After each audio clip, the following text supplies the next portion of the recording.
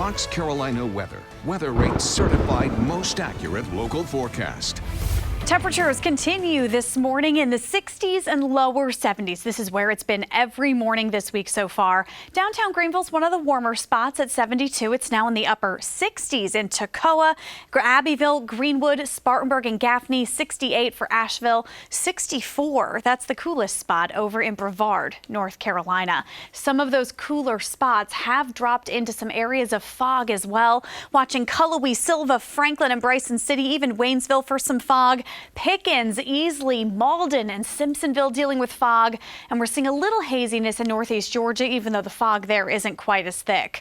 No rain yet this morning. We will have that holding off for several hours, so once the sun comes up in just about a half an hour, a little bit more, we are looking at a good bit of sunshine to start, but the clouds will mix in very quickly, and eventually storms will take over. But the whole southeast looks pretty good today to have a dry start, and while the widespread severe threats are more toward New York, Pennsylvania, Ohio, and stretching out toward Missouri and Iowa, locally isolated storms will stay possible. So those are the areas where widespread storms are expected, but some will pop up here. With those storms, it'll be incredibly hot today. Highs get up to 93 degrees, so it's going to be far above average now for this time of year.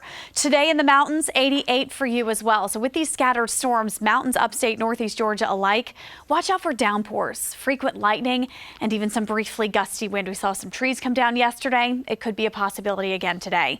I'm rating your day a 7 out of 10 on the Carolina Sky Meter. We will hold on to a rating similar to this for the next few days.